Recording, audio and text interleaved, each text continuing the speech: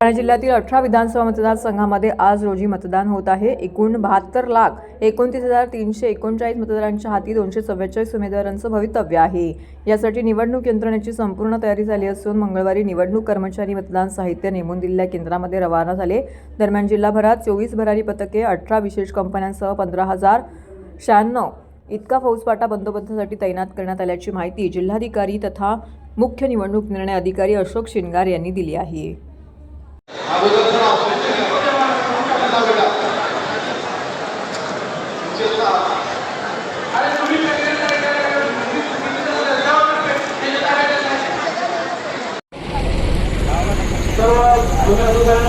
आपण आपल्या बसवर बसायचं सर्व लोकांना विनंती आहे ज्यांना आपल्याला पण आराम केलेला आहे काही समस्या असतात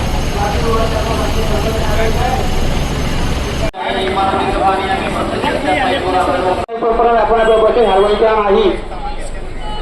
सर्व चालकांना सूचना आहे चला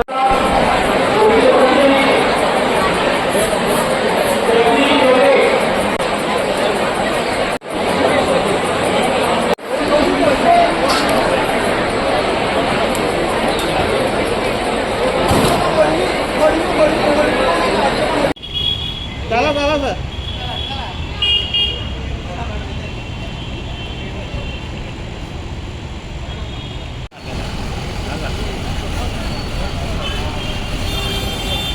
जातील ना तिकडनं आला ना तेच बोललो इथून जाता येईल ना खाली उतरून जातील ना इथून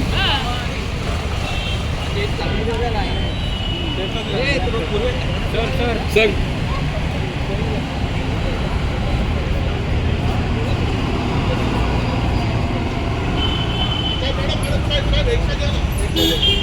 एकत्र सगळ्यांना मागे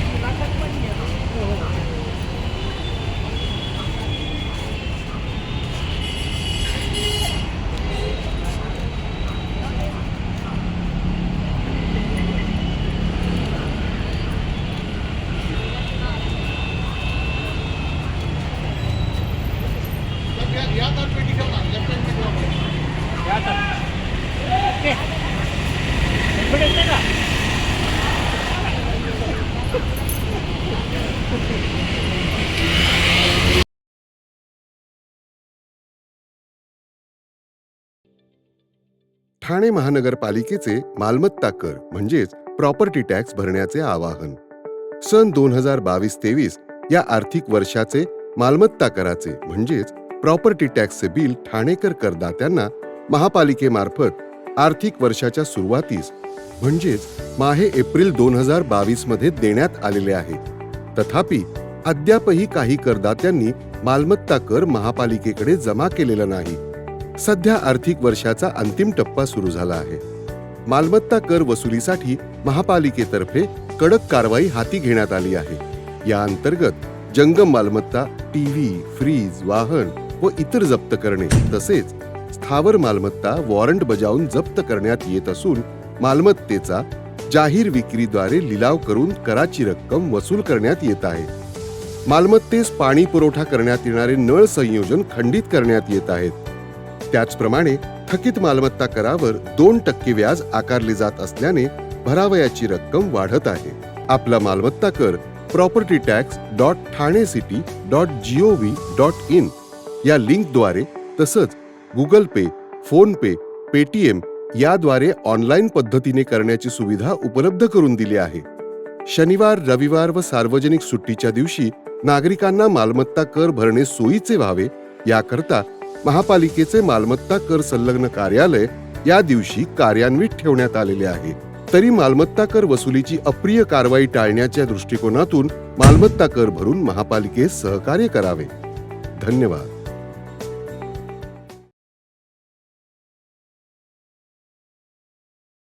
ठाणे जिल्ह्यातील 18 विधानसभा मतदारसंघामध्ये गृहमतदानाची प्रक्रिया पूर्ण झाली तर टपाली मतदानाची प्रक्रिया सुरू असून या टपाली मतदानासही कर्मचाऱ्यांचा उत्स्फूर्त प्रतिसाद मिळाला आहे. ज्यांचं मतदान केंद्र परिघाबाहेर असून तिथे निवडणुका होऊ घातलेल्या आहेत अशा कर्मचाऱ्यांनी देखील टपाली मतदानाचा हक्क बजावला आहे.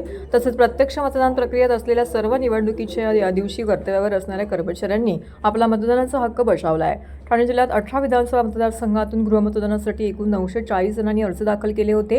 यामध्ये 85 वर्षावरील मतदारांचा तसेच दिव्यांग मतदारांचा समावेश होता. यापैकी एकूण 895 जणांनी गृहमतदानाद्वारे मतदान करून आपले मत नोंदविलं. यामध्ये 85 वर्षावरील एकूण 766 मतदारांनी तर 129 दिव्यांग मतदारांनी मतदान केलं. निवडणूक आयोगाने गृहमतदानाची सोय करून दिल्याबद्दल ज्येष्ठ नागरिकांनी निवडणूक आयोगाचे आभार मानले आहेत. अत्यावश्यक सेवेतील कर्मचाऱ्यांच्या टपाली मतदानासह प्रारंभ झाला असून ही प्रक्रिया 19 नोव्हेंबरपर्यंत सुरू राहणार आहे. पोलीस दलातील कर्मचारी, अत्यावश्यक सेवेतील कर्मचारी ज्यांचं मतदान केंद्र परिघाबाहेर असून तिथे निवडणुका होणार आहेत अशा कर्मचाऱ्यांनी टपाली मतदानाद्वारे आपला हक्क बजावला आहे. तसेच जे कर्मचारी प्रत्यक्ष निवडणूक कामात आहेत व मतदानाच्या दिवशी निवडणूक कर्तव्यावर असणाऱ्या कर्मचाऱ्यांनी टपाली मतदान केलं. आतापर्यंत 18 विधानसभा मतदारसंघातून एकूण 3943 कर्मचाऱ्यांनी मतदान केलं आहे. ठाणे महानगरपालिकेच्या वतीने महापालिका मुख्यालयातील कैलासवासी नरेंद्र बल्लाळ सभागृह येथे माजी पंतप्रधान स्वर्गीय इंदिरा गांधी यांच्या जयंतीनिमित्ताने त्यांच्या प्रतिमेस पुष्पहार अर्पण करून अभिवादन करण्यात आले. यावेळी उपायुक्त जी गोदेपुरे, माहिती व जनसंपर्क अधिकारी रवींद्र मांजरेकर तसेच महापालिका कर्मचारी येथे उपस्थित होते. यावेळी राष्ट्रीय एकात्मता दिनानिमित्त उपस्थित सर्वांनी राष्ट्रीय एकात्मतेची शपथ घेतली. अशा प्रकारे ठाणे महानगरपालिकेच्या वतीने जिल्हा मुख्यालयात ठाणे महापालिकेच्या वतीने महापालिका मुख्यालयामध्ये कैलासवासी नरेंद्र बल्लाळ सभागृह येथे माजी पंतप्रधान स्वर्गीय इंदिरा गांधी यांची जयंती साजरी करण्यात आली. स्वर्गीय सचिन शिंदे यांच्या जयंतीनिमित्त नौपाडा येथील बेघर होम येथील गरजू व निराधार लोकांना ब्लँकेट आणि किराणा साहित्याचं वाटप करण्यात आलं. यावेळी प्राजक्ताताई शिंदे यांच्यासह ठाणे काँग्रेसचे ज्येष्ठ नेते भालचंद्र महाडिक, प्रभाकर थोरात, महेंद्र म्हात्रे, शिरीष घरत, ठाणे लोकसभा समन्वयक प्रवक्ते राहुल पिंगळे, सेवादल अध्यक्ष रवींद्र कोळी, प्रकाश मांडवलकर, मनोज दुबे, दीपक ठक्कर, बाळा घाट, अंकुश चिंडालिया, प्रवीण खैरालिया, शिवसेनेचे सचिन चव्हाण, अमोल गांगुर्डे, त्याचबरोबर विविध पक्षाचे पदाधिकारी आणि सामाजिक कार्यकर्ते मोठ्या संख्येने ते उपस्थित होते.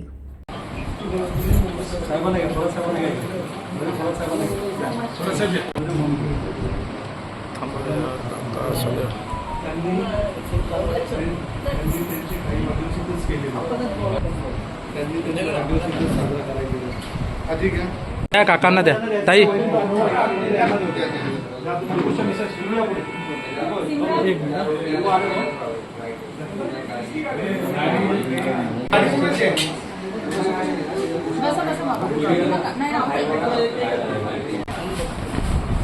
साहेब हात लावा ना फक्त ब्लँकेटला. हां बस.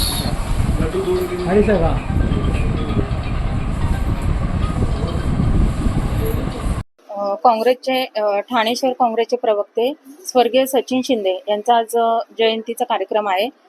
पहिली जयंती आहे. त्यानिमित्तानं बेगर होम TMCचं जे बेगर होम आहे तिथं आम्ही ब्लँकेट आणि काही किराणा दिलेला आहे त्यांच्या नावाने.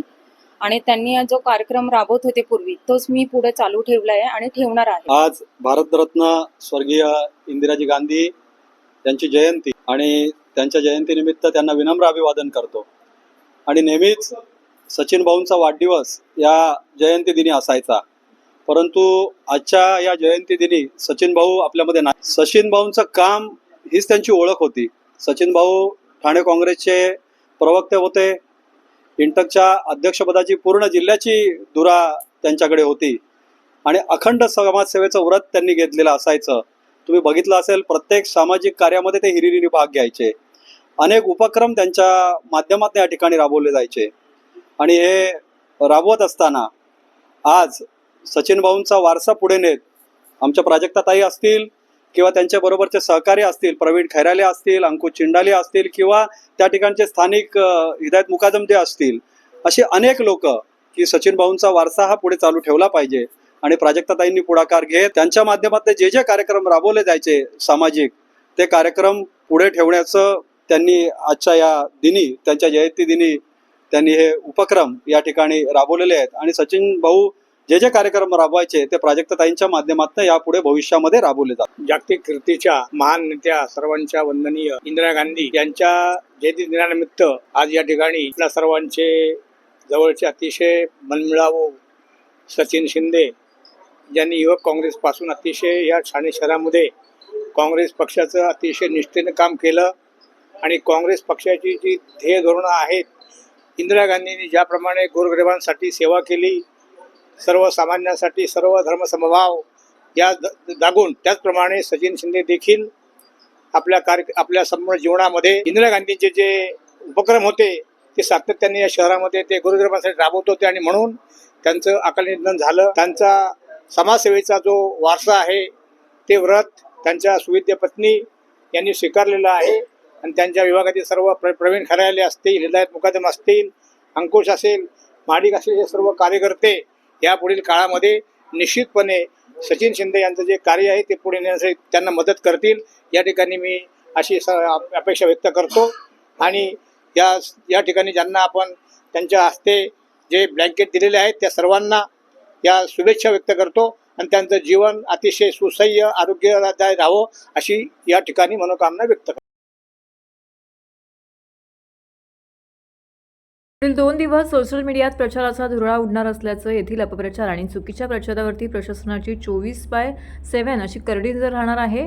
तसेच आज पावेतो जिल्ह्यात एकही पेड न्यूजचे प्रकरण नसल्याचा निर्वाळा जिल्हाधिकारी तथा जिल्हा निवडणूक अधिकारी अशोक शिंगारे यांनी पत्रकार परिषदेमध्ये केला आहे. ठाणे जिल्हाधिकारी कार्यालयात आयोजित पत्रकार परिषदेमध्ये बोलताना शिंगारे यांनी 20 नोव्हेंबर रोजी होणाऱ्या विधानसभा निवडणुकीच्या मतदानासाठी 10,935 पोलीस कर्मचारी व 4,161 होमगार्डसह 24 पथके सज्ज असून प्रत्येक मतदान केंद्रावरती CCTV कॅमेऱ्याची नजर असणार असल्याचं सांगितलं. मतदान यंत्रांची सरमिसळ प्रक्रियेची 3री फेरी पूर्ण झाली आहे. सी-विजिल ॲपवरती एकूण 1,655 तक्रारी प्राप्त झाल्या आहेत. 1,655 तक्रारी प्राप्त झाल्या असून त्यापैकी 93% तक्रारीचं निराकरण 100 मिनिटांऐवजी 48 मिनिटांच्या आत करण्यात येणार आहे. याशिवाय मतदान केंद्रावरती आवश्यक सोयीसुविधा तसेच मंडपातील केंद्रात मोबाईल टॉयलेटची सुविधा करण्यात आली आहे. विधानसभा निवडणुकीत उमेदवारांच्या प्रचारार्थ छापल्या जाणाऱ्या पेड न्यूजवरती लक्ष ठेवण्यासाठी नेमलेल्या एकत्रित प्राधिकरण व माध्यम कक्षाकडे एकूण 127 उमेदवारांचे अर्ज प्राप्त झाले होते. त्यातील 358 व्हिडिओ, 49 ऑडिओ, 6 पथनाट्य, 3 IVR call, 1 text message, 1 WhatsApp message, 110 digital poster अशा एकूण 528 मजकुरांना परवानग्या देण्यात आल्या आहेत.